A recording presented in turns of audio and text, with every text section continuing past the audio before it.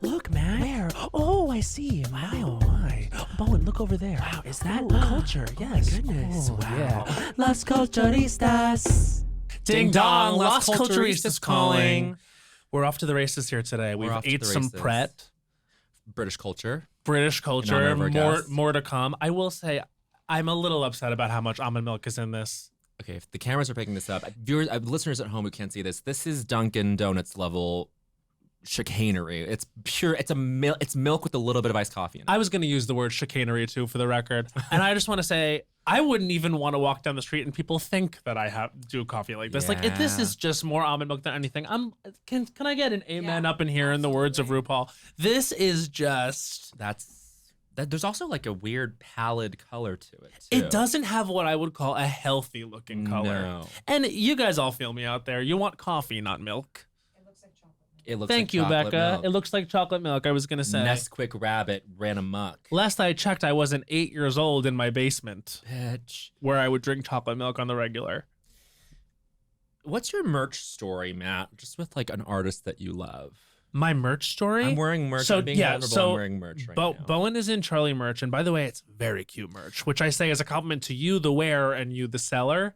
My merch story is I'm also currently wearing merch. For drive-away dolls? This is Focus Features sent us this merch. And I said, that's cute. And I will wear it on the thing. I didn't know they were going to do this. They sent it to us.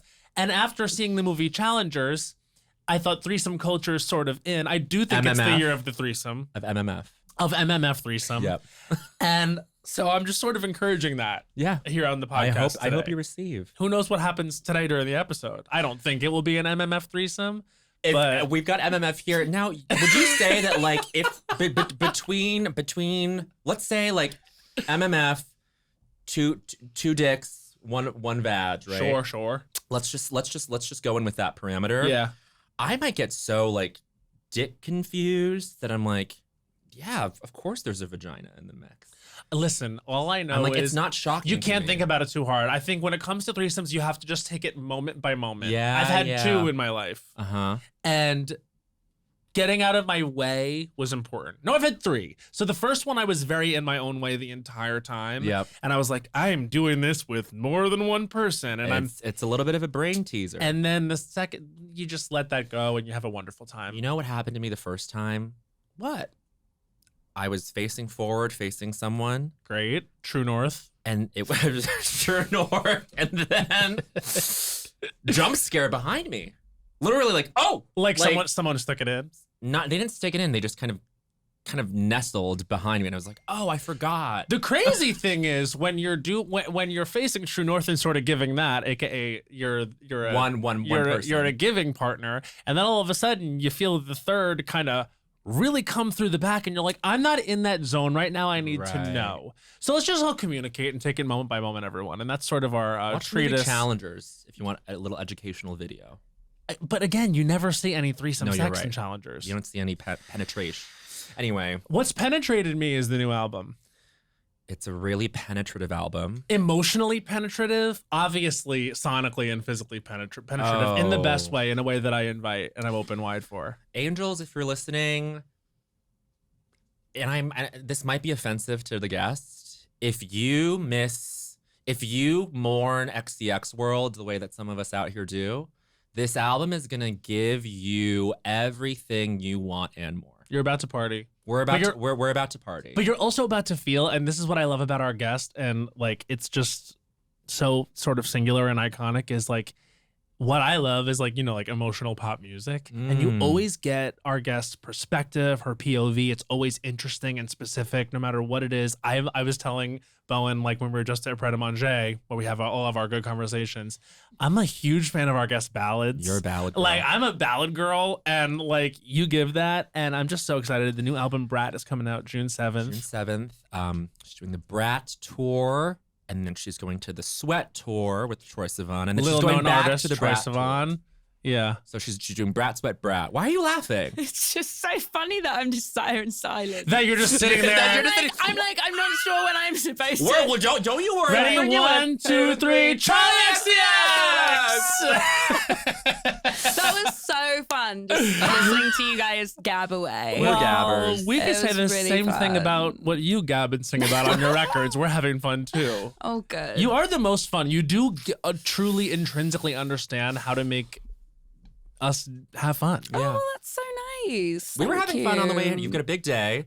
Got a big day. We're recording this. We're gonna release it closer to the album release. But you're going on Seth with Troy, Yep. Yeah. and then watch what happens live. Are you on with a housewife? Do you know? No, I'm so sad about that. You're just on solo? No, it's another man. Okay. I couldn't tell you who it is. Yeah, Yeah, exactly. no and I problem. love that we will find out later who We'll it is when find the episode out. airs, and we'll be like, "Oh, that's who." And I'll be like, I love love you. you. I'm such a fan. Summer House Martha's Vineyard. Yeah, I love that exactly, show. exactly. No, I don't know. I think his name's Joe. Joe. That's Joe he sounds. Biden. He sounds Joe great. Biden. It's you and Joe Biden, and honestly, he's gonna huge. ask you to be VP. Yeah, it's gonna be You're amazing. gonna really burn it down. Yeah. We were yeah. talking here about so the last time you were on, you were not as versed in the Bravo verse, True. and now you are all in on Salt Lake City. Exactly. So, and yeah. you asked us a really important question, which was you want to ask us again? Yeah, my question for you both is: are you pro Monica or are you Anti. anti Monica? Anti, sorry. No, that's okay. Anti, And the way we anti. answered was Auntie Monica. Auntie. We're Auntie Monica. We were. Don't make fun of our guest's No, accent. I say auntie as well. We were. So what my answer was in the beginning when it all went down, we were very anti. We were like, get her off. Like none of the women want to film with her. Like she is not allowed anywhere near them. And then now that they announced that she is no longer there, we're like, oh, it's gonna miss something. It's a travesty. It's a travesty. My thing is like, I just want to watch a show where everyone speaks to each other because it gets boring when you have a cast that's like, I'm not talking to her. Like Nightmare. you'll see once you branch out to other franchises, Yeah. it's like when a cast is like not operating as a group, it's Right. bad. And they were also scorched earth with Monica at the end, like unwilling to speak to her. Can you give thoughts on Mary Cosby from your Charlie perspective? I mean, this woman Yeah. is just. She's on the album. She's gonna be on a track. Yeah, the full remix record is just her. It's just Mary. She is. I mean, I don't even know where you begin. Right. Yeah. It's like, I love her and I hate her. Sure, Yeah. but do we I all love her, I agree? hate her. You love her and her hair. No, that's totally fair. My friend saw her at Sunset Tower, Oh wow. Chic place. and apparently she was really rude to her. Oh, that tracks Oh. she 1,000,000%. was like, my friend was like, "Oh, can I sit here at the bar?" And she was like, "No." Ah! And then my friend was like, "Do you have someone coming?" And she was like, "Yeah." And then obviously no one came, and Yeah. it was just for her bag. Oh my God, Mary. And then at the same time, I'm like, That's Mary. legend. Yeah, Legend. legend. Let her do what she The wants. inbred comment? Yeah. I was gonna say, and then she called your friend inbred or something. I'm sure. Yeah. But the inbred comment followed up with Heather asking her, "Did you really call me inbred?" And she goes, "I did." I did. did.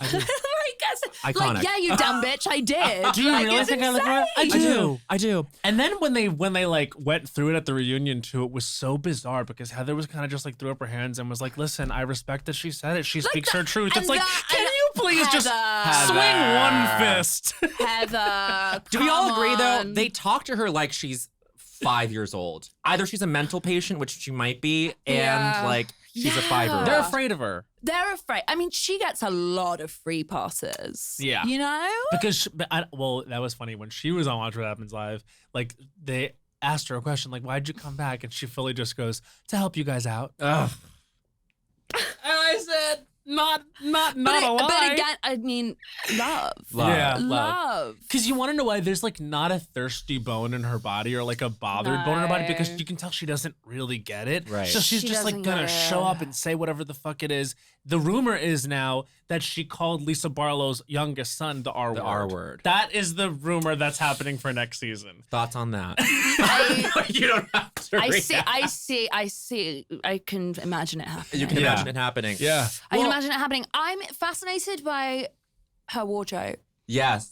and the choices. And the choices. Many colors, many patterns. It's like she got dressed in the dark Yeah. 5 times in a row. Yeah. And yeah, then yeah. she just went out with all of it on. And Right. isn't it funny that she's like the fashion She's the girl? fashion girl. I mean, the thing is, she's gonna come for us. So are you ready? Like, if No. she hears this, she's coming for us. I I don't wonder. think she cares. I don't think she cares what we think. Yeah, maybe. Maybe, That I would don't be know. a chic feud for you, though. Like a really Charli XCX and good- Mary M. Cosby. Y'all No, started that's what feuding. no one would ever see coming. No, it would be so good. It would be so good. I'm pro Monica. You're pro Yeah. Monica. That's great. I just want to pivot back to that. I'm pro Monica. And you said to us, what she did wasn't really that bad. And we agree. But it would be like if Troye ran a troll account for like an anti-Charli Troye. Like troll everyone account. leave after my set. But was she, okay, here's the thing. I'm pretty like flag in the sand on like I'm pro Monica. Yeah. But I haven't actually done much research into reality volunteers, so I'm basing that on nothing. Yeah. But I've heard from friends who I trust dearly that she wasn't really like talking shit about the women. Yeah. So Okay. it was really more of that a Jen true? Shah thing. Yeah, and obviously that was her narrative on the show, which I was a little bit like, okay, like, yeah. but God love her. But I was Yeah. like, surely she's using that a little bit. Sure. But my reliable friends say that was the case, that she wasn't really talking about the women. I believe you're reliable friends. So then I'm just like, also I'm like, guys, you're on Housewives. Yeah, You know what it yeah. was though? You know, She pot calling kettle black. 100%. She ran out of steam when it came to defending herself and explaining it. Like I felt like she Right. sort of like threw up the white flag, as it were, when it was go time. It was like, okay, this is the reunion. Explain what it was and what exonerates you about this. And it felt like she kind of just took it because she got confused and started to lean into the villain narrative, Right. thinking that's what people would want, when it was like, no, what you want is to stay on the show, and they won't film with you unless you can Explain yourself. get them on board. And then Yeah. I think she was like gearing up to bring out the burn book prop. Like she was like prop Ooh, focused. that was rough and a half. The burn book didn't land. Yeah. No. No. That all went a bit awry, didn't it? I think so. Yeah. You've got a Mean Girls track on your album. I have. I love this I song. love Oh, it. thank you. Because it really is for that girl. Thank you. And for gays that are trying to be that girl that day. Yeah. You know what's interesting about that song is, I'm going to take these off. Do I have marks No, you there? don't. Okay, excellent. Fresh as a So daisy. the thing is about the Mean Girls song on that album is that it's kind of like, a fascination with women like that in the culture. yeah, oh, you know what? I was actually totally in my brain talking about a different song on my record. But no, I remember we're talking about Mean Girls. Yep, sorry. No, that really is just about like being a bitch. And it's Yeah. so fun. Which we love. Which we love. Which So we walk love. around. What song were you No, thinking I'm of? sorry. I was thinking about We're with you. Girls So Confusing. Yeah, wait. Okay. I have Which- questions about this. And okay, you don't I have to. wonder if you have answers. But I think you've already. And look, we're not entitled to any information. Okay. Who's this about? No. Miriam Cosby. Okay, yeah, totally. No, I haven't. This is early. Yes. Like, this is the first time I've spoken about this song. Yes. You guys are the first people to ask me. So I haven't quite decided whether I'm revealing. Reveal, yeah. No problem. When I wrote it, I was like, I'm revealing. Yeah. But now, the time is here. I'm like, oh, I'm revealing. Totally. Do Now- you think I That's should fair. reveal? I think Not for your benefit, No, just in general. I think that whatever some is point? going to I feel like at some point, yeah, in 30 years. My and thing is, people are gonna guess. Yeah. I I've feel like already you guessed. probably both have an accurate guess, and I'm not gonna ask you to say it out loud because you'll tell by my face. Yeah. right? Okay. yeah. But like, afterwards, I'm it's gonna ask. probably that person. Right. Yeah. Well, you know, here- right? It's Yeah. like, say it with your eyes. I think it's yeah. Okay. Now, I think. I have But the wait, same feelings I have to on this explain person. that song. Yes. I have to explain Please, that song. please. So the thing is, it's like, I think we live in this like world of pop music right now where like women are like, I support other women, I love women, I'm a feminist, Yeah. da, da, da. And that's great. Like, love that. But there's artifice to it. It's a lie. Absolutely. And I don't think that you become a bad feminist if you maybe don't see eye to eye with every single woman. That's just like not the nature of human beings. No. You know, there is a competitiveness between us, there is envy, there is camaraderie, there is, all of these different like dynamics. And I mean, I feel that working in entertainment, there is this kind of dance that we all do with each other, Yep. whether you're in music, whether you're in your world, like no matter how you identify, there is this dance that everybody's watching each other. Everybody's like posing in their picture, like, "Hey, oh my God, it's so nice to see you." Yeah, my collaborator and good friend. Yeah, but then you're also like, "I want what they have," Right. and then the next day you're like, "They suck. I killed it today." And this happens, but no one really is like willing to discuss it. But we all probably have our person. Yes. Oh, yeah. Or maybe a few different people, and I'm sure we are that person for other people. And I just find that there is this like strange, like unspoken thing that often happens, particularly with women, because there is such a narrative of pitting women against each other within music. And sometimes that's not totally like fabricated. You know what I'm saying? Sometimes there is like, what's the phrase? Smoke, where there's smoke, there's fire. Like I do feel like that sometimes does happen. And sometimes it's like, I don't know. Everybody's just doing this little like square dance. Totally. Well, like this idea of like, oh, women are pitted against each other. That shouldn't make you feel any worse or more complicated about the fact that like it happens. It's not. Why is it this red line all of a sudden? Like you're not supposed to get into any other conflict with any of your peers. And it's like it's unrealistic. It's unrealistic. And you're not saying fuck her. You're saying it's confusing when I feel like we got a lot of people saying that we do great stuff together. It feels like the vibe is good. Then I'm confused. It's like, am I okay with who the audience might fill in this spot? Right. Yeah, well, that's the other thing about it. It's like, for me, this is like my favorite part of like the high artness of music and the low artness of like pop star, pop culture. Discourse. Like I like the marriage of the two, and I like that maybe people are getting it wrong, but they're like having fun playing the game. Yeah. Because I think that brings like kind of this, you know, 3-dimensional world to songs. Yeah. You know, outside of just like the song's really good. It's like it's nice to plant like, you know, theories and ideas and let people like live their kind of Paris, Lindsay fantasy with it. Engage in that way. It's fun. But I also think it does this thing of like, you know, it holds, and with the whole record, I'm kind of like doing that in ways. It's like holding a mirror to this kind of culture that we're in right now, where everybody is really, I feel like everybody is like, their moral compass has to be so in check all the time. Right. But it's like, sometimes it's just like fun if it's not. Yeah. Totally. And everybody, the listeners, like your moral compass isn't always like bang on. Like everybody's a little fucked. Yeah. Everybody's like a little like shady. Everybody has like thoughts of, you know, all these different things. Like everyone's kind of a bitch sometimes. And that's okay. Like it doesn't make you a bad person. It makes you a flawed human being. Yeah, a which is dynamic essentially person. what And all we are. want artists to put that into work too, because it like, I mean, I can't stand the morality thing as it applies. Like, But when did pop stars, and let's just include and lump in like actors and shit, like when did they become like moral paragons? Because like at Chateau Marmont, like in the 70s, there would be signs up that said no actors. It's like we were like they were like the rowdy fucking like chaotic people, and that's what like everyone understood them to be. It's like, these are not good people. Keep them out. Right, you know right, what I mean? right. And like maybe that's okay.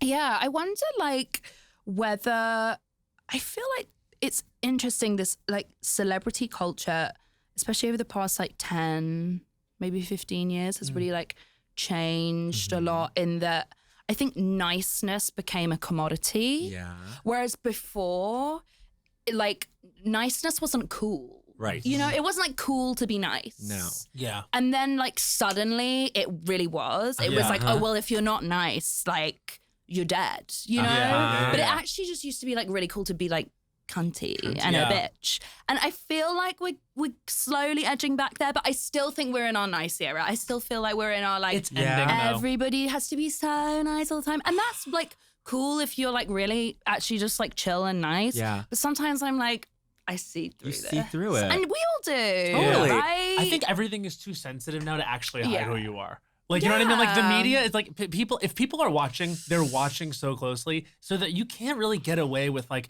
putting on a persona anymore that's like really different from who you are, because we we see so much of it and we're inundated in the discourse and etc. that like we're ahead of the game that you're playing. Right. So Unless be you play it yourself. like really well. Yeah, unless which you have some like people a do. really good Yes. team to cover shit up. Yeah.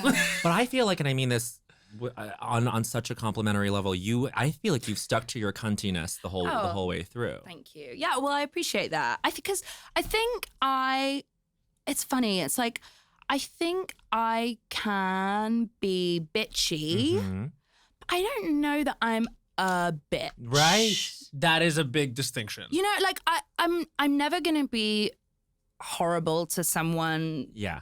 for the sake of it, because it's actually, I personally find it a lot harder to be like deliberately like It's emotionally dismissive or Yes, mean yes. or Yeah. whatever. You know what I mean? Yeah. Like, and don't get me wrong, I'm sure I have my bad days. Like, I'm not saying I'm a saint, but I'll also just like tell it how it is. And I think that gets misconstrued as being mean. But it's actually just, I'm just being real Efficient. because I don't think that it's like that interesting to have this sort of like facade of like It takes a lot of You know energy. what I'm You could twist saying? yourself Yeah. into a Yeah. fucking knot. And Yeah. what would really... Well, we're all gonna die 100%. anyways. And I'm just like, why don't we just like have fun? I mean, I think this album is kind of like on this front line where a lot of artists are doing this now, where it is like transparency. I'm breaking the fourth wall. Like you're singing about AG and Sophie and like Hudmo, Yeah. like for the first time, Yeah. probably, right? In Yeah, a yeah. little way, and like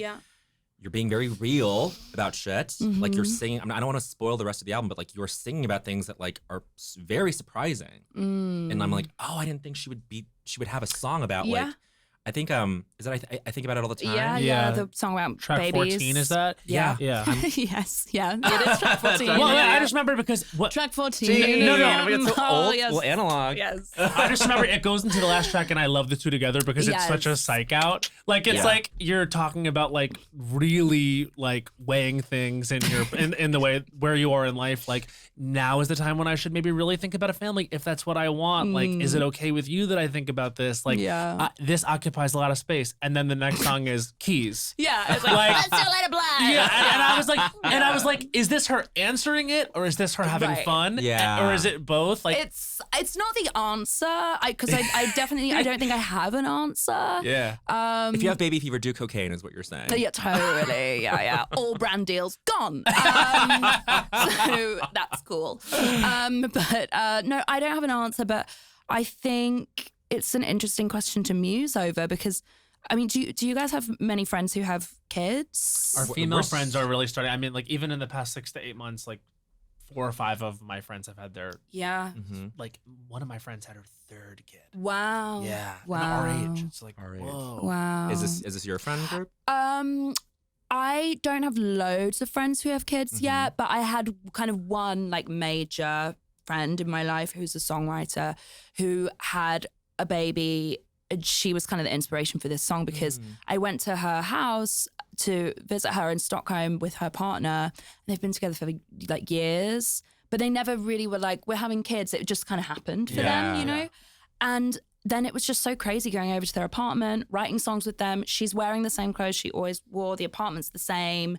They're exactly the same. We're writing songs, but it's just like everything is different because Yeah. she has the key to this door that like I'm not even in the same room as yet. Do you know what I mean? You talk about this like it's almost like they now know something you don't Yeah, know, and yeah. it's that wanting that like is driving the question in you. That's Exactly. really interesting. Exactly. And it's like, you don't, I mean, not to say that you can't, you know, get the same sort of level of Intimacy purpose and intimacy. purpose, I'm not yeah. saying that, but I think particularly like with her, for me, I was just like, wow, like we used to be so similar. And now your worldview, even though you're saying all the same things and you're the same person, you're also just like completely different because you have this new perspective that I can't even really begin to understand yet. You know, and it's just strange. But does it not give you some comfort that like she is wearing the same clothes? Yeah, Nothing about her. Absolutely. No? No, it's totally comforting. But then it's at the same time, it's just like,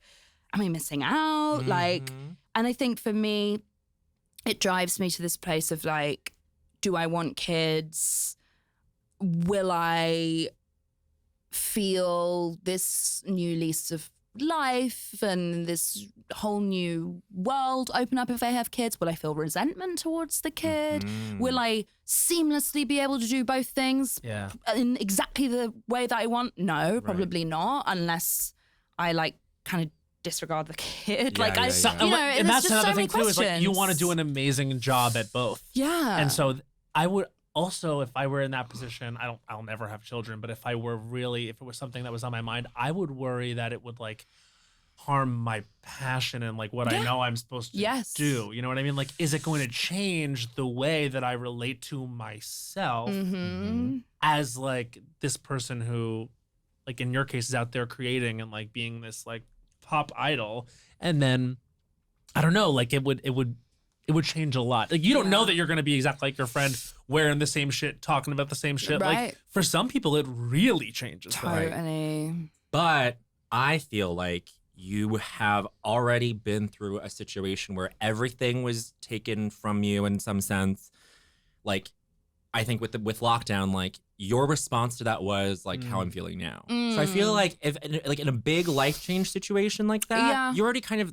I'm not saying it would happen exactly that way, but you already know that like your response would be to like keep making True. art. That's You know what I mean? that's pretty interesting. I never thought of it like that. No. Yeah. Connecting dots. Yeah. Charli, last time I saw you was at SNL, and at the Good Nights, you were like, "What's going on after?" And I was like, "There's a horse meat disco." And then I almost Did you took go? You. No, but I went after. You didn't miss much. That was that. We love horse meat. You know, I mean, you know this because you do it. But it's a lot of energy. It's Wait, late. It's late. SNL is late. It's late.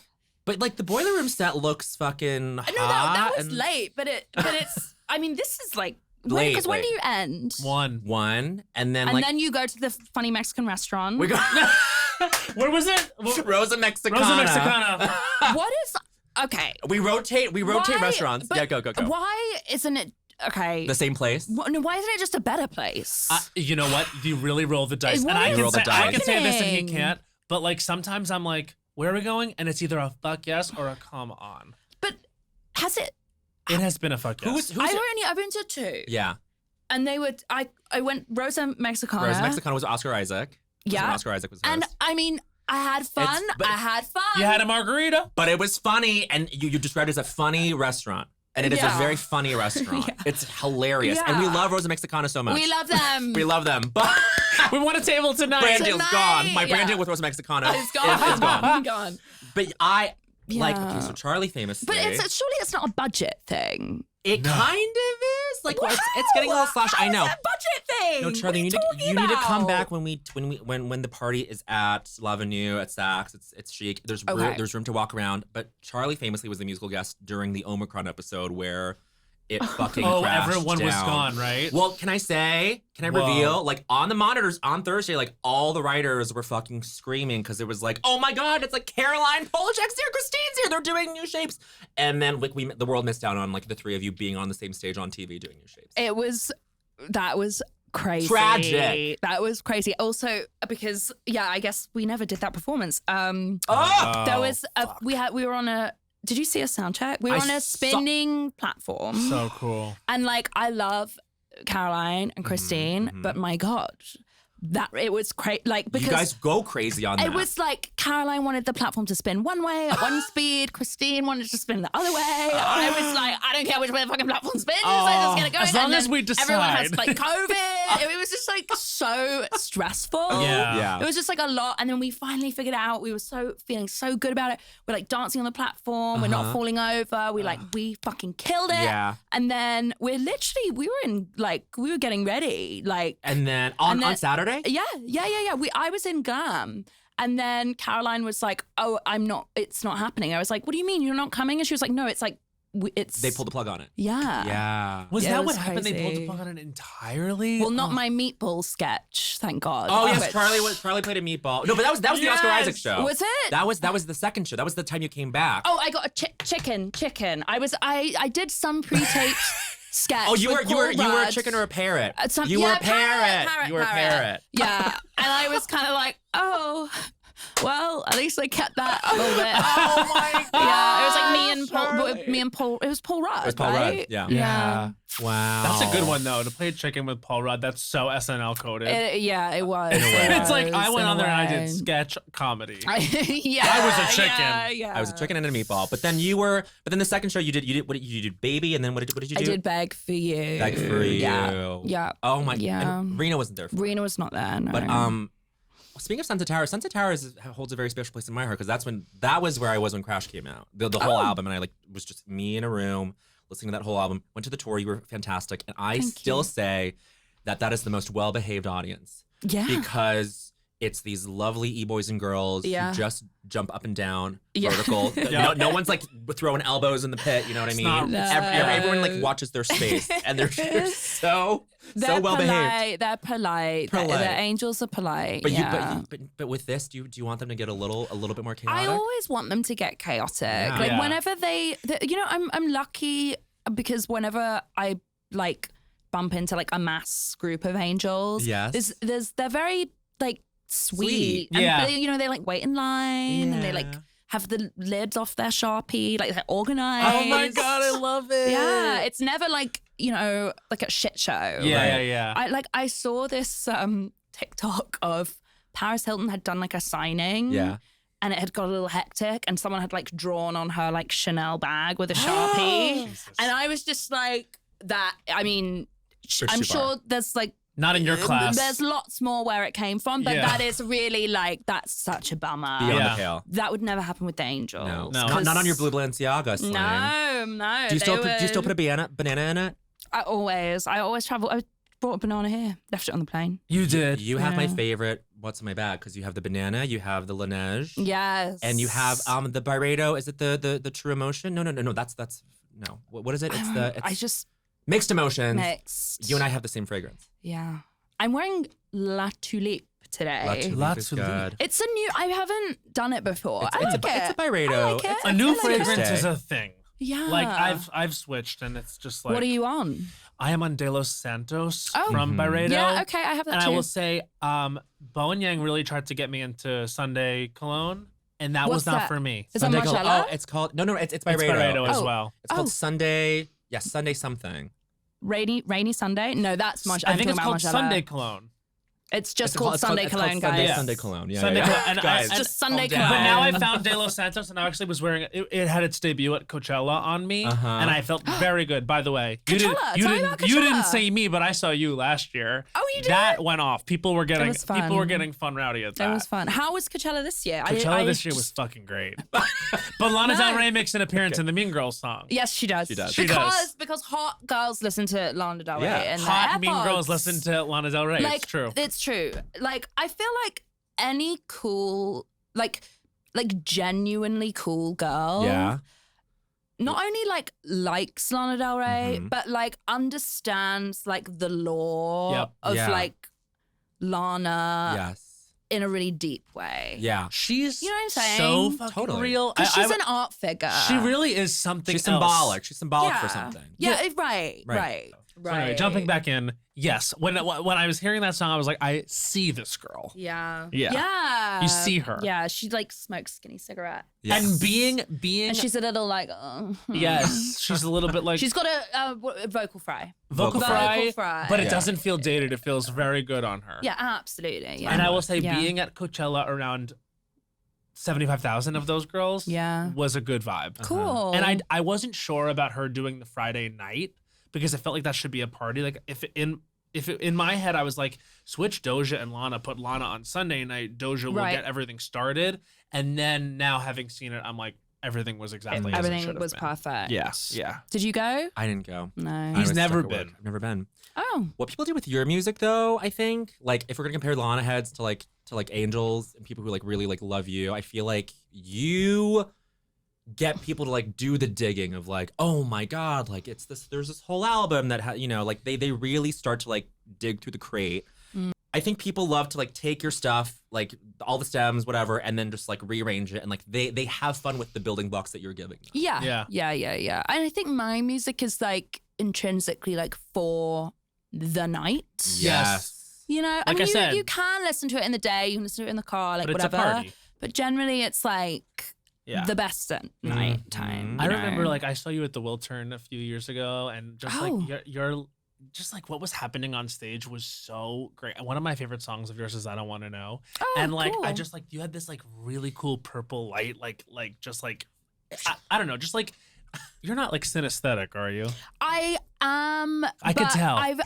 I've yeah. I can. What do you tell. mean? Like someone like got into your face and was like, you're not actually. No. I just, it's like one of those things where, you know, like when you do your first interviews and it's like one of the first things you've ever said. And then like. It follows you. It's. Because people are like, she's synesthetic, test her. Yeah. But like you actually followed do me. experience that. Yeah. And for me, it's like really helpful with writing. Yeah. When I'm writing, I'm like, this song is purple. Like, and then I'll be like, Okay. AG, make the purple stuff. And Yes, he's I like, wanted to ask you this question about know? like when you sit down to write a song, is it like because it feels like equal parts important, and obviously it is, but I guess my question is it the sound and like where you're going sonically that dictates what something is going to be about, or do you come in with an emotion that you need to get out there? With this record, it's been very much that I came in with what I wanted to say. Yeah. Whereas on previous records, it's not actually really been like this. With this record, it's been so lyrically led. Yeah. Like I've been like, I want to write a song about my kind of sticky relationship with my mom and dad, Right. which was Apple. Or like, I want to write the song about not being sure if I want to have kids. Or, you know, like it's been very like, it's Conceptual there, about it, yeah. it's in my head. Like Mean Girls, like kind of like piecing that around like a few different girls I know and thinking about like qualities that they have and putting that in a song. 360. Love. Oh, so Love. fucking good. And your bookends are there. It's Perfect sick. bookends. Thanks. Yeah. Thanks.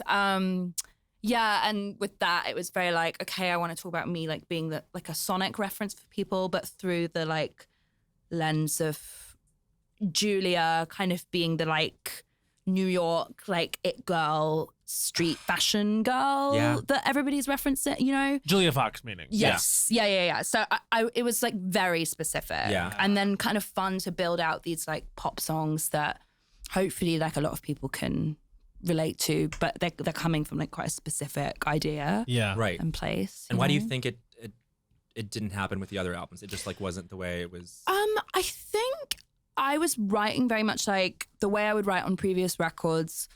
We would build a track and then I would get on the microphone and literally be like, and then figure out the and then lyrics I would later. figure out the lyrics that fit the Yeah. vowel sounds I was kind of making. So there was already this sort of like map of sound that, you know, I was trying to fit words to. You're saying this is lyrically led. Lyrically led Yep. and not really focusing too much on rhyme or worrying about like what fits within a stanza or anything like that, you know? So actually just, I was really able to kind of just write lyrics that I would actually say in a conversation rather Right. than crafting them into this sort of like song version of what I would say. And You even know what I like mean? melodically in the way that like it's like the song forms around us, like even with Girl So Confusing, it's girl. You know what I mean? Like there's Yeah, something there that's the melody, like the way you really say it. Yeah. Like I want to do this. You know what I mean? Yeah. Like you know, it's Yeah, just like totally, like totally. it feels like it's born out of something you want to say. Yes. This time, and to hear that you say that is Yeah. it works. But back on this thing of like, I think this is like extremely transparent in the way. Oh, and it is like holding up this mirror because like the Rorschach test of this album is the cover, and everyone having all these opinions about like the cover, Yeah. right? And it's and I think you kind of threw it back at people in a nice way where you're like, no, this is actually like this completely reveals what you think like a pop girly Yeah. should appear and how they should put out their work and stuff like that, which I think is great. But I think with the content of the album, it's more about like, guys, like I think about like crazy dark shit about like my career. I'm not putting words in your mouth, but it's like I think it is your most vulnerable album because you are being very honest about like how you regard yourself in a way that would have never occurred to me. You know what I mean? Right. Yeah. Like I feel like there are allusions to like your career being in this in between, and I'm like, oh, like 6 albums in, like you feel that way. Yeah, totally. Well, I think there aren't many people who have a path that I have. Yeah. There are some, Robin being one, Yeah. and I think that's why there's a lot of like synergy between Yeah, the two totally, of us. yes. But you know, somebody who had, speaking about Robin now, huge commercial success right at the beginning of her career, and then kind of had to like rebrand, and then became this kind of gay icon, like kind of like girl of the night. No, that sounds wrong. No, but you know, like nighttime music, club, like always, no matter what she does, is always going to be kind of like looked upon as like a really important artist who's kind of like treading new ground and, you know, kind of like timeless. And I think, you know, we share similarities in that, you know, not my first music, but my music from my second record was like globally, like commercially successful. But at that point of time, for me, I didn't really have my artistry kind of totally figured out in the way that I feel that I do have now. I mean, there were definitely like good through threads, but when I look at, for example, like Sour, Olivia Rodrigo, I'm like, oh, I wish I'd done Sucker kind of like that. Like, because I think there are parallels within those universes. But I think she just did it better. Because I think like, I don't know, I don't think I knew myself that well at that point in time when I was doing that record.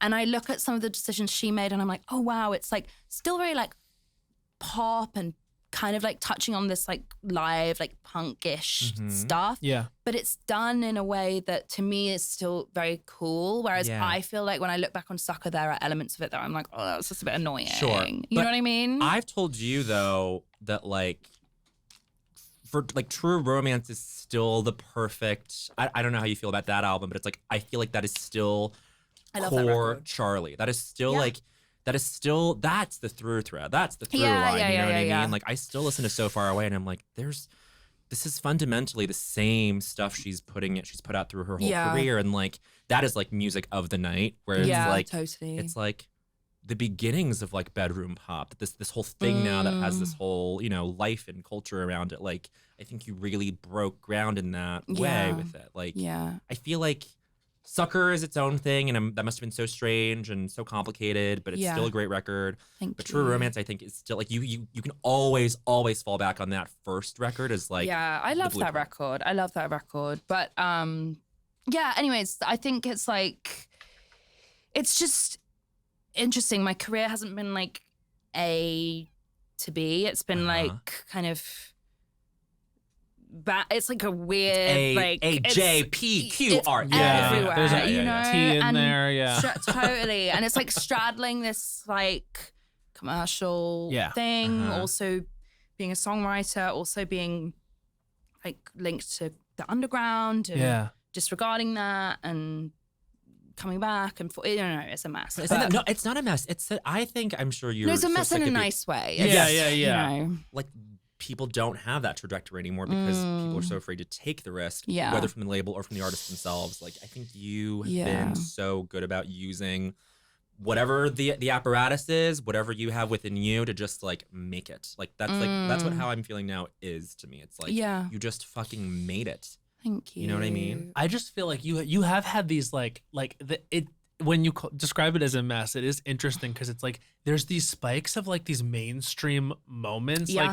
Going back to like Boom Clap, like that being in like Love Simon. Yeah. Like that was like Fault in Our Stars. Oh, Fault in Our Stars. But it's like the same. You know what? It's the same. But I guess that's what I mean is it's like that kind of was our Fault in Our Stars, although they both lived, I guess. Yeah. They were still gay though. Yeah. But like that, and then I remember it was a few years ago now, but we were in the Fire Island movie, and when we found out that the Boys remix was going to be in our trailer. Yeah, so cool. I was thank God, because this is going to get across like the fun of this. It's going to make it seem even more fun than it is. Like, and also just like, there was something about, and I believe that doesn't that song also start Promising Young Woman? Yes. Like, so it's just like, there are these like moments in like big mainstream culture that like, you're right there. And so I Yeah, wonder yeah, yeah. how do you feel when something is perceived on that level? Is that like an exciting thing, or is it a little bit like, No, I feel good about it. It's like, okay, I think because there are some things you mentioned that, so like Fire Island, Promising Young Woman, those things feel really exciting to me and inspiring and happy to be involved in them. But I think it's like what I've learned, like going back and forth between this kind of like commercial, more commercial version of myself to this kind of more, I'm really just leading with like what's in my brain and my, you know, instinct. It's like,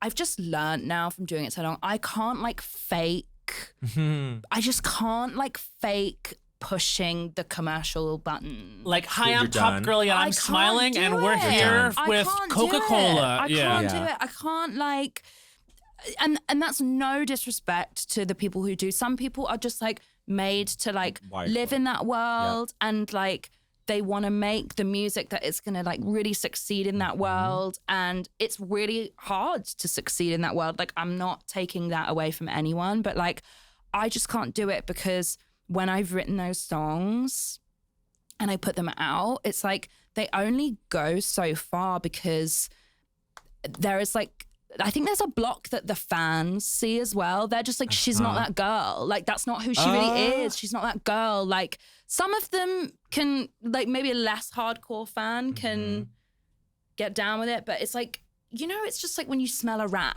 Yeah. or whatever. It's like, I'm not, I have to just be Yourself. myself. Something in the milk ain't clean Yes. when you're not being yourself. And I can't fucking... Nor should you have to. can't do it. I can't on do album it. 6, Because no. it makes me miserable. Of course, and then you have to sing those. Miserable. You have to sing that music every night. Yeah. I think it was Dua who said the other we were just talking to her about her album, and we were talking about this like theme that she has of like positivity, and the messages that she has are usually like up, and she's like, well, I have to sing it every fucking night. So Yeah. if it's gonna be something that's in my mouth every single night, it better taste good. Like, you know what I mean? That's Like, so funny because I'm like, that is so funny because I'm the opposite of Yeah. that. Really? Like, if I had to sing like really overly positive, like Boom Clap is a good example. Sure. Yeah, yeah, It would Obviously, toxify. so different from like Radical Optimism, like completely different sounding records, like, Yes. etc. But like, that's funny that she says that. And that makes sense for her because I think she is always really kind of like, you know, seizing like the positivity in life. I kind of like to dwell in the, I like to kind of like sit in the shit a little and bit. externalize that, because that is also a valid emotion that people out there are I have feeling. to do it. I could, that's really interesting. Yeah. Yeah. But like, I feel that this is like like the pendulum has I stopped just swinging. had like a vision of like me performing Radical Optimism and Dua doing BRAT. Doing BRAT. Being like 365 putty girl bumping that, and then me doing the, Illusion. and like both of us like being on our like the Yeah. versions of what those tours are, And I want to see that. how's that? How's it it's going like, down? This is how you know that like you're doing the right thing, is that like you Yeah. like we love Dua. It would be crazy if she did 360, and it would be kind of crazy if you did Radical Optimism. It's like you are doing the thing you were meant to do. Yeah. It is purely externalized from whatever your inner life is, and I feel like what you're saying is maybe the pendulum has stopped swinging. Like you've landed in Yeah. this nice space of like I'm in between, or I'm more of this one thing than I am this thing, and like. I feel like reflective surfaces are a big part of this album. It's like you look in the mirror, you see you see me. Like it's like, and you're holding up a mirror to society.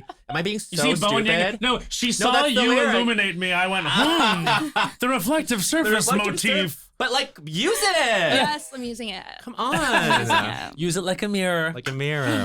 We gotta ask Charlie the question. Yes, we do. So this is the central question of Las Culture. It's what was the culture that made you say culture is for you? You can look back and be like, I am largely me because of this thing I experienced. I think it was, and maybe this is not doesn't very surprising, but I think it was like the London rave scene Yeah. and that like culture of like London warehouse parties that I kind of came up through. Yep.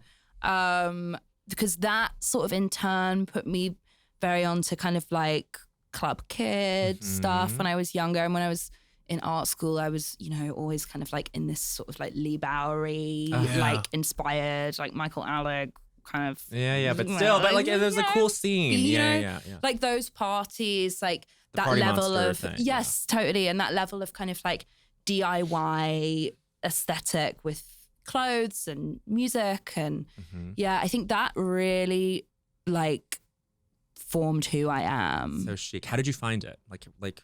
I think it was from starting going to these parties because when that must have been like 2007, 8 when I was going in London. You were young. I was young. I would go with my parents. Oh wow. Which was not cool. But were you guys like in Essex going to? London? Yeah. Okay. They would drive me. I would get asked. I had a MySpace and I knew this like promoter who was like, come and play, and we would like drive into London and I would play at like 3 a.m. So you were being booked for these? Yeah, I was being booked. Wow. Yeah.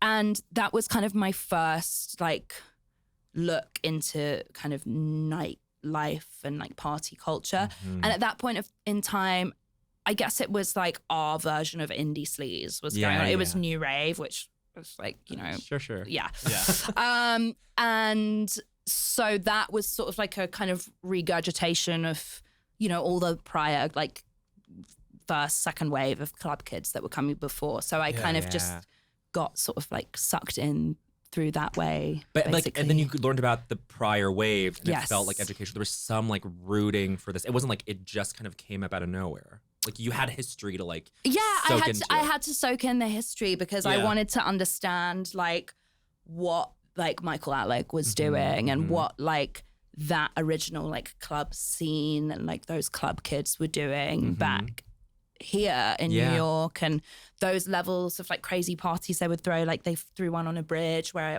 they like shut both ends of the bridge and like just this like lore of like partying and how that kind of like spawned into music and then began to kind of create like new sounds of music. I think that it's like such a rich thing for me. Yeah. Like you like at the limelight would have been so fucking country. Imagine. You know what I mean? Yeah, wild. Imagine. But where do you live now? Do you still like I'm half in LA and half in London. Yeah. Back and forth. Back and forth. Yeah. LA out of necessity, or do you like it? I am beginning to maybe be over it. I've been there for 10 years. Oh, that nearly. feels like double the amount of time it would take. to be over it. Yeah. I'm thinking about New York, actually. I think New York I've never is. lived here. I think you should do it. I think New York and London, like, I guess like if you were someone who wanted two different Difference. experiences in the two places you live, like I'm Yeah. here because I want to rest, meaning LA, and I'm here because I want to be included in what's going on and like the culture. Yeah. That's London, but like New York is New York. Yeah. I do Yeah. love You London. can rest in New York. I do love Yeah. London too. Did you love performing at Coachella? I was honestly so scared. Was it scary? Yeah, because, with 'Cause Coachella. you were on the Coachella stage. Yeah, and everyone was like, it's all about the live stream. Everyone's like stressing right. about the live stream. Right. So Yeah. that made me kind of treat it more like TV. Oh, Got sure. it. Was that and- helpful or no? Well, I was happy with how It it looked. looked Yeah. and how I sounded because I was thinking so much about the broadcast, but Yes. it definitely like was just stressful. That Yeah. was a Like major. freeing, It was a Right. major change. So I remember we saw Chapel in the Gobi tent. Mm-hmm. And then right after that, we walked over to Sabrina Carpenter on the Coachella stage. And I remember it felt like the energy was lower. But then I was like, oh, but on this stage, they're thinking about the live stream. Whereas in like the Gobi and Sahara tents, they're just giving a live show. Right. And it right. feels like that. Like, so the live experience does feel, I would imagine, like more alive there. And maybe as the performer, it feels more connected. Whereas like on the Coachella stage where you were, it is a lot about like, they're watching at home. Yeah, it was scary. It was Yeah. scary. That's okay. Yeah. I mean, like, whatever. would Lee Bowery You crushed. care? I was there having the best He time. wouldn't You know? be there. I He don't wouldn't know. be there. Someone tells me. Lee Bowery, Yeah. you used to do these like videos, these little short films of him like teaching you how to like have tea. Like he was just so adorable. Yeah. That's Yeah. what people don't talk about with Lee Bowery is that, like, yeah, it's like the looks and all these things, but it's like at his heart, he was just this like sensitive. He was polite- Australian, right? Australian? Yeah. Australian. Maybe, Yeah? I got him confused as a Brit, but maybe you're right. Maybe You're right. No, we can't look it up. I hope We you're can- we both can never wrong. know. Yeah. I hope you're both wrong. But like, did it take you like? Was there a developmental thing for you to like grow up in that and then be like, I'm gonna like I'm gonna make this like part of me? I don't think it was a choice. Okay. You know, I think it's like I gravitated so Yeah. hard towards it. I think it was like I saw elements of myself Yeah. in what was being created in, you know, the worlds that I was looking into. yeah. There was like a punkness and like a kind of freeness, and it felt that there was like a possibility to be a little messy and not perfect and not Yes. look a certain type of a way, to still be able to express yourself and feel really like validated Yeah. or something. And I think I was searching for that a lot Great. when I was growing up. And that you know? could be a version of success, is just going Yeah. there and participating and being in the culture and being around people that make you feel good, and not this like more calculated metric of like, well, did this happen? Right. Did you look like this? Right. And Did being you hit the rewarded step? for being a freak. I think Yeah. I think Yeah. that was something that really like made me like gravitate towards that world, because that was what was like celebrated. Totally. Like if you were like really like wearing something like weird Yeah. or like you know what I mean? Totally. Or like You got attention. You got like something. yeah, you got that, cred. right. That was I was like, oh, that's cool. Like you don't have to be this kind of traditional version of beauty or talent or like whatever it is. It's like you can kind of make a fantasy and it be valid, even if it's like a little fucked and ugly, Yeah. you know, or whatever. That's your root though. Like that's why it's like you don't have to worry about being like the moral model for anything. It's like just like let that shit go, because you started out in this like environment where like it didn't really matter. Like it is about like nightlife culture is about like unrepressed everything. Like it's just like humanity revealing itself and being so like ugh, no, I like, love it. You know what I mean? No, I love it. It's so interesting. Have you done Mighty Hoopla or been to Mighty Hoopla? I don't know what that is. Oh, okay, great, no Oh. problem. It's just like big queer like It's music like a festival queer in London. Oh, music God, festival sorry. in No, no, London. no, I'm like, no, what no. is that? I was like, she's weird. probably headlined 4 times. No, But I don't know it's in what London. that It's is. okay. It's What's fun. that? What's that? There's that park that's like South Victoria London. Park. No, Not Victoria. There's whatever. I'm. I haven't done it. You haven't done it. No problem. Sorry. We're still like no, but it's in this It's like a teeny tiny Coachella, but in Got London it. with all queer and like Got queer it. adjacent artists. yeah. It's like They've really never fucking asked fun. me. That's so That's fucked wild. up. Yeah, it's fucked. It's Well, fucked. It's so fucked in a crazy Are way. you excited for tour?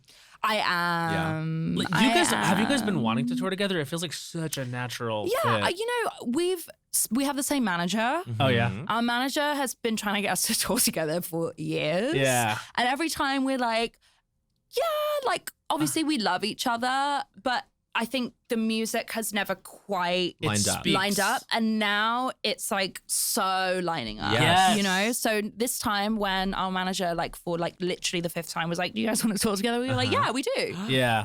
Because it really made sense, and we could see how it would really like flow and work together. Yeah. Stuff So- sung together. I think so. To be honest, we're still putting it Yeah, together, yeah. but Yeah. I think that yes, Yes. It's what people would Yeah, want. I mean, I don't think it's going to be like a full medley situation, but there's definitely going to be a few I think moments you guys should do together. Beauty and the Beast. You guys should do Beauty Yeah, and the Beast. absolutely. I did see you guys on the Troy's been same begging show. me. I forget. I think it was also at the Wiltern. Like it was years ago. Yeah. You guys were on the same show. It was like We a did it. bunch of artists. Yeah, it was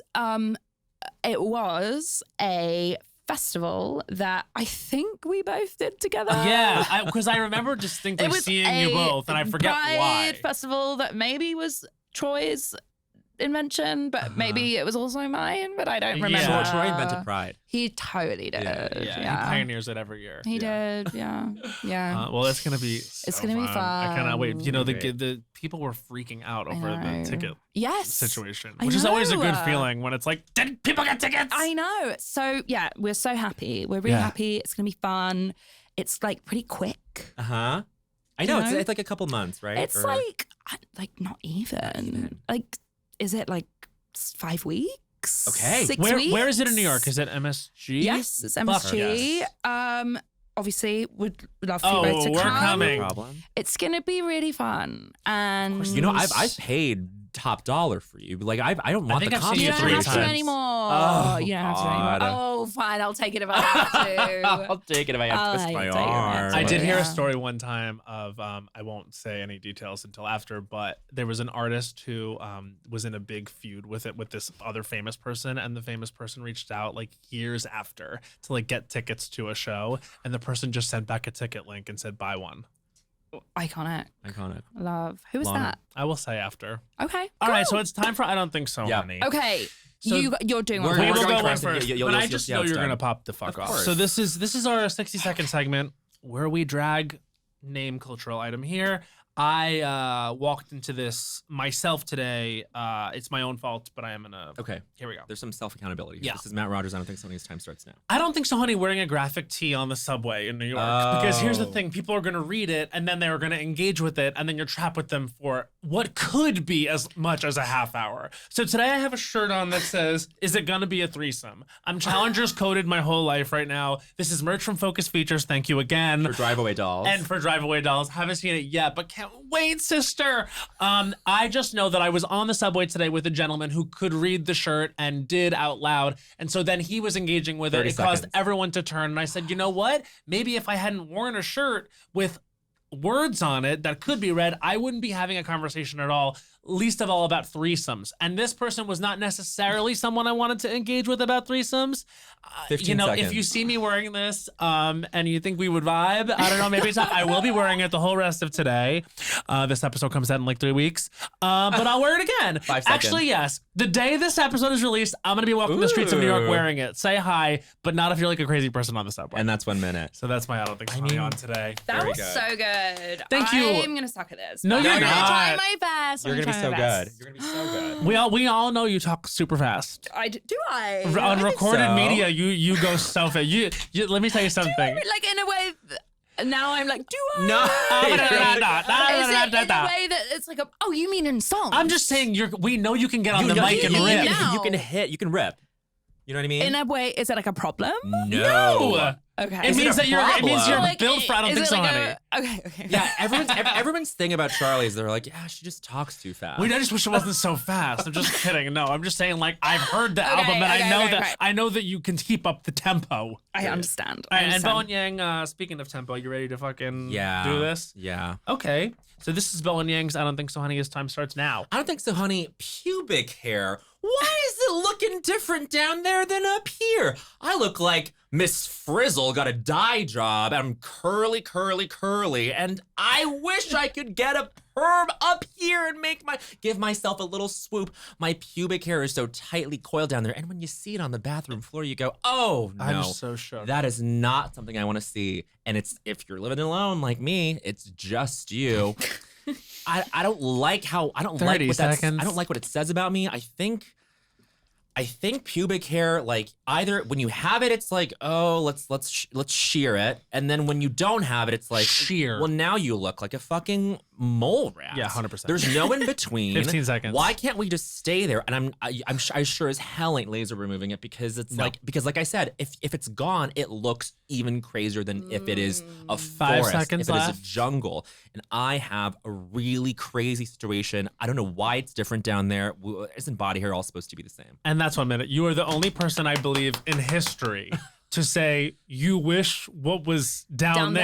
there. You wish your pubic hair was on your Look, head. I just want it to go both ways. If my hair on my head looked pubic, I'd be like, well, at least it's consistent. Right. This is so shocking. First of all, laser hair removal on your pubic area, Some people no. do it. Asshole, maybe. Some people do it. Like, but the guys I've been hooking up with lately don't seem to care at all about maintaining it down there. right. Or It's maybe wild they and just think they free. don't care what I think. Yeah. Mm. I think It has been so wild and free as of late. I think no matter your gender, it's like there is not a great way to manage it. Like period. Well, maybe it's also because I'm hooking up with like men that are my age in their 30s and not like They've just given up. This isn't like when you're fresh in your 20s and everyone thinks like, oh, I should like manscape or whatever, or like really keep it clean down there. It's like, give it a rest, girl. Like we're all just trying to live life. No Yeah. one cares that you're a hairy one.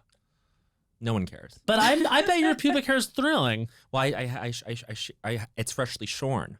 Oh. Why, you have plans later? No, it was getting out of hand, and I am in that liminal space now where I'm like, this sucks. Like, I just wish it would Are go you back. itchy? No, I'm actually okay. I'm moisturizing. Cool. Yeah. Down there? You just Conditioning. get out of the shower. Oh yeah, I guess Moisturizing. so. You know? I should try my purple shampoo for my blonde. Yeah. Get blonde pubes. Get blonde pubes. I don't want to know. Okay, Oh anyway. my God. I am nervous. Don't be.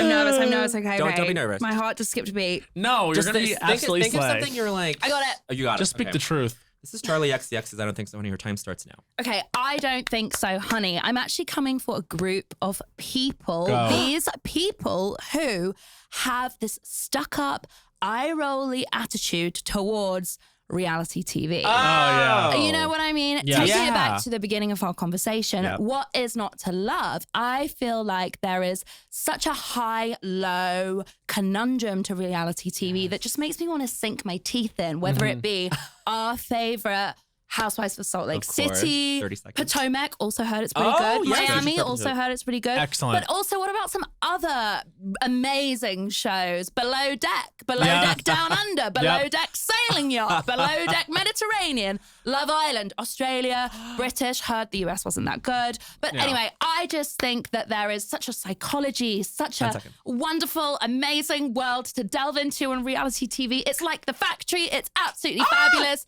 Just keep it coming and don't judge it. And that's There 1 you minute. go. And you That were was worried for no amazing. reason. I don't think so, honey. The world there. Oh. Reality TV is not trash. It's not trash. It's not art. trash. It's art. It's art. It's art. You should I watch. sweat during that. Oh my God. I was like sweating. And look, but that's like a good sign. Like we have I was Promo- like, promo for the so- tour. Promo for the tour. literally, That I was I was great. just like, oh my God. Oh. No, yeah. we had a clairvoyant come in recently, and when he sweats, it's the spirit moving. It's like energy is moving through him. That's what's happened. Amazing. Yeah. That's what happened. You should watch Couples Therapy. Oh. It's so good. With that. Orna Guralnik. Orna Guralnik. Have you had her Fabulous. on? You have to have her on. We should. She is the sexiest woman She's alive. so sexy. Isn't she? Don't what's you just want to be happening her? here? Yeah. I love her. And what just happened here? I love her. Just the tiny little. What? And what was I that? love her. Where she's like, talk about this. She's amazing. I'm so glad you watched it. I love her. I think her fashion is incredible. I just think Incredible. she's chic. She is. Yeah. I bet her apartment's really cool. Yeah. Oh well, like in this, have you gotten to the lockdown stuff yet? Where they bring the cameras into her apartment because she's doing all of it through like No. telehealth, and so like you see her apartment, and it's like kind of messy in a very charming way. Yeah. Cool. She's got all her kids running around. How many kids does she have? Two. I think kids. she's so fast. She's so What I fab. love is when she speaks to her therapist, Yes. who's a Yes, real yes. icon. Yeah. That woman is Virginia. Virginia. She's very Virginia. like Fran coded. She you know?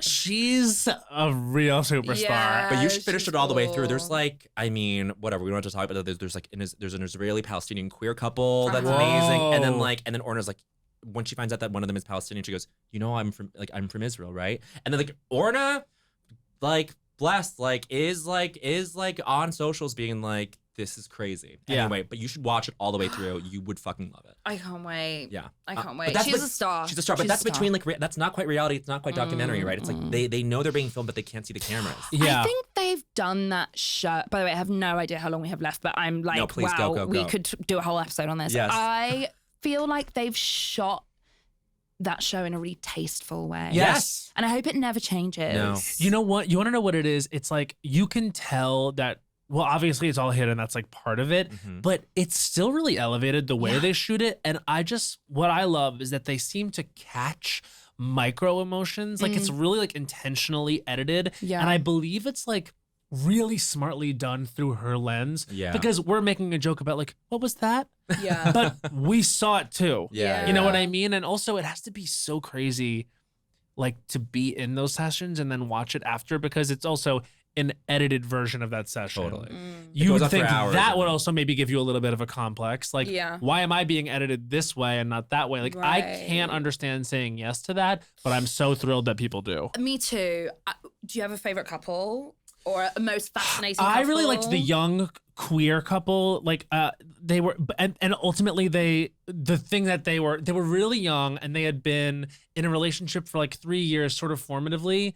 and one of them wanted to be in an open relationship and the other did not, or was adjusting to that. And I think ultimately what they had to really figure out and admit to each other was that they were not right for each other. Yeah, in that first season, watching that play out was heartbreaking. Yeah. And I just hope that they could still figure it out to be in each other's lives, because that's, I think, the hardest thing about when a relationship ends is it's like, I don't want to lose you as the person, you know, like that. And I thought that was just like a beautiful illustration and like, you know, examination of that kind of thing. Like, I love you more than anything. This is not right. Yeah. Do you have a favorite? Yeah, mine is also season 1. It was the kind of like very sort of set in his ways, quite sexy. Oh, I know who you're talking about. Man. Yeah. And the woman who was sort of willing to try anything for him. And he would like get up during the session and walk around. Can't stand it. And he was just like being like very controlling. But his story is interesting. His story was wild. So wild. Like that woman like fucked him when he was like 14 and like or tied something. him to a bed. And but also the way it came out, again, could be the edit, we don't know. Right. It was just sort of like they'd done like 4 or 5 sessions. Yeah. Nothing was really like going anywhere. And then one day he's just like, well, you know, there was that time where I got tied to a bed when I was 14. And like Orna's like, What? Yeah, let's like really examine it's this like for really, a sec. yeah, it's just like he just like throws it in out of nowhere. Yeah. But that's real though. That's real therapy shit. Like Yeah. there's no like easing into it. Sometimes it just kind of you drop a bomb. Well, you get the sense that he either was just as stubborn and controlling with like releasing that information as he is in the immediate thing, or I think some guys that are like that just don't understand. They don't get it. That it has affected them in that way. I mean, who knows? But I was under the impression that maybe he just like wasn't there yet. Yeah. But then the thing that was really interesting about them was then Orna would go and speak to her therapist about how she was getting very triggered specifically by him. The guy. And that was like this extra dynamic that was really interesting. And she was kind of talking about how she needed to make sure she was providing like fair and equal counsel, but she was like so annoyed by him. Yeah, and that is interesting. Because, Really he's one of the, I interesting. think there's multiple like people like this. Like he's one of the people who says to her, "I could do your job." And Yeah. she's like, yeah, really? I couldn't believe that. That was It's crazy. crazy. Can you imagine the gall? Do you have a favorite couple? I like. There's a couple in season 2 that's really great. They're it's 2 men. One of them is a ballet dancer. One of them They were great. they were great. Yeah. And then one of them like had a really harrowing journey with like sobriety. And then the pandemic happened. Then the pandemic happened. And then there's this one couple, there's a problem couple in season 3, and Orna talks to Virginia and she talks to a peer group of other therapists. Yeah. And all of them like help her crack this one couple because she hits a wall, she's like, I don't know what to Because the fucking guy do. was stonewalling everything. The guy was right? stonewalling, and like there's such a sensational clip of her, like they play at the beginning of the season where she just like they're screaming and she goes, I'm gonna stop you guys right now. I'm not the right therapist for you. And then you're like, oh! You're And like, then how does it get there? How does it get there? Wow. And you watch it, and this They is the whole teed season. it There was also up. that Tee it up. there was a great couple that was she was a dancer in The Lion King. Yes. And like she was always busy at night, and so she could never have dinner with the family and her kids, and like it was like a thing. He's like, well, you're never home for dinner. It's like, I'm in The Lion King, and you knew this when you married me, because she had been in The Lion King for like 40 years. It's never ending. It's not She had going been in The away. Lion King for as long as the Earth has been funny. spinning. Yeah. That's What the a best job, show. hey. I know. They're But just that's in it security. forever. Are you I a therapy know. icon? Am I who? Are you a therapy icon? Yeah. Yeah. I Yeah. am. I meant The Lion King being what a job. Oh. also therapists. Therapy. Both. Honestly, Yeah. I can't believe I was never not in it. There's I can't still believe I was there's still ever- chance, babe. I can't believe I was ever not in it because Oh, I in love therapy. it so In much. therapy. Oh, yeah. again. I think you meant the Lion show. King. I was like, we're on Lion I don't King. think there's many roles for me in The Lion King on Broadway, but I would Right. love to help out. I'll giraffe. do ushering. You played giraffe. But no, therapy's great. Therapy's great. Yeah. Speaking of great, Speaking of great, the album is fucking sublime. yeah, good for you. BRAT, You fucking crushed. 7th. And I'm glad you responded. It seemed like you responded positively when I made a comparison to XCX World. Yes. Yeah. It totally. I'm like, yes. Yes. Yeah. No, you're right. Of course. No, you're right. And yeah. I think, you nailed it. You Oh, nailed it. Yeah. So fucking good. We love you, Charlie. I love you both. Thank you for everything Thank you've you for done. having me. I mean, of course. This was pretty fun. We end every episode with a song. breaking every rule for you. Oh wow, that's one of my favorites too. Wait, why do I love All Your Bells? You know what I love? Official. Official. It's a fan favorite. Official Official reminds me of Jared. It's when we first. Is that a boy? So he was my boyfriend. good Now friend, he's good my friend. best friend. Oh, We that's figured so it out in a way that I nice. hope that couples therapy couple did. Yeah. But Official was like, I was Your like, song. whoa, like the little things are happening that make me feel Oh, like I can go the distance. That's so nice. Great writing. These are the things that can make us official. Aw. Bye. Bye.